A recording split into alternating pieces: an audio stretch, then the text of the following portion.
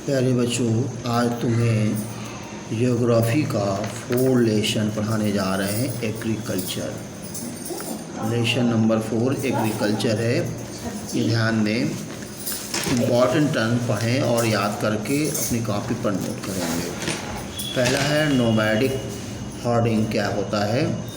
Rearing of cattle, sheep, goat, camel, etc. and constantly moving of the herds with their animals from place to place in search of food। कहने का मतलब ये है, इस प्रकार की खेती नोमैडिक हर्डिंग कहलाती है, जो अपने पशुओं को एक स्थान से दूसरे स्थान पर चारे की तलाश में इधर उधर घूमते रहते हैं, उसे नोमैडिक हर्डिंग कहते हैं। Shifting agriculture slash and burn cultivation, clearing the forest and land by the felling trees and burning them and raising crops up 2 or 3 years and then moving to another area when the soil lose its fertility। मतलब ये एक स्थान से दूसरे स्थान पर खेती करने का जो कार्य होता है वो शिफ्टिंग होता है। मतलब 2-3 साल तक किया एक प्लॉट पर, दूसरे प्लॉट पर फिर 3 साल तक करेंगे। ऐसे स्थान बदल कर की जाने वाली खेती को शिफ्टिंग एग्रीकल्चर कहते हैं। प्लांटेशन एग्रीकल्चर क्या है?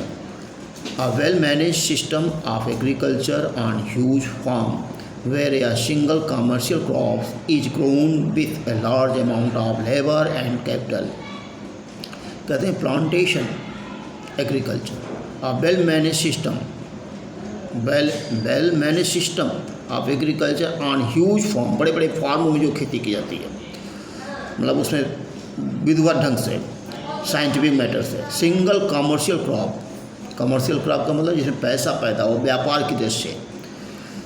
Crop grow with the large amount of labour, जिसमें बहुत श्रमिक और पूंजी का निवेश हो, बहुत ज़्यादा लेबर लगाकर, पैसा लगाकर जो खेती की जाए पैसा पाने के लिए, ऐसी खेती को हम प्लांटेशन एग्रीकल्चर कहते हैं। अब हॉर्टिकल्चर क्या है? Also known as market gardening specializing in the cultivation of fruit. आप फलों की खेती जो करते हैं उसे हॉर्टिकल्चर कहते हैं। Truck farming, growing of the vegetable around big cities on a large scale, sending them by trucks to consumers.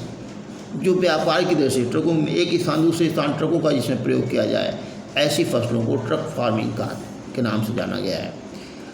Floriculture क्या है? ग्रोइंग ऑफ फ्लावर्स, जो फूलों की जो खेती करते हैं वो फ्लोरिकल्चर बोलते हैं।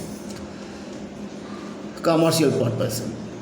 बेवरेज क्रॉप्स क्या है? Crops like tea, coffee, cocoa etc use for making drinks, इसे बेवरेज के नाम से जानते हैं। कैश क्रॉप क्या है? Crops which provide cash, that is tea, coffee, tobacco, cotton, sugar cane, ये आपकी कैश क्रॉप कहलाती हैं, अर्थात जिनसे नकद तुरंत बेचने से पैसा प्राप्त हो, ऐसे। What is the green revolution? Green revolution क्या है? ग्रीन रेवोल्यूशन कहते हैं the ट्रेमेंडस increase in cereal production resulting from a use of high yielding varieties of seeds, application of fertilizers, एंटीसाइड्स एंड इरिगेशन etc। अर्थात फसलों की बढ़ावा देने के लिए ग्रीन रेवोल्यूशन का प्रयोग किया गया है, जिसमें कीटनाशक दवाओं, फर्टिलाइजर्स आदि का सिंचाई की अच्छी व्यवस्था जिसमें प्रयोग की जाती है, वो ग्रीन रेवोल्यूशन के नाम से जानी जाती है। वैज्ञानिक ढंग से खेती करने के सिस्टम भी बताए जाते हैं। Sericulture, raising of silk worm from the production raw silk. रेशम की खेती करने को सेरीकल्चर कहते हैं। रेशम, सिल्क। तो इस तरह से ये पहले इतना करके आए, फिर उसके बाद में हम आगे और बताएंगे। आगे थोड़ा सा बता जरूर रहे हैं कि एग्रीकल्चर क्या है। The term agriculture has its root in Latin words ager and culture. Ager means होता है cultivation, growing. According to Longman's dictionary, agriculture is the science of cultivation of crop on a large scale, but the term agriculture however is not restricted to growing of crops only it includes rearing of animals as well. Some people include forestry, horticulture, fishing, sericulture and poultry also in agriculture.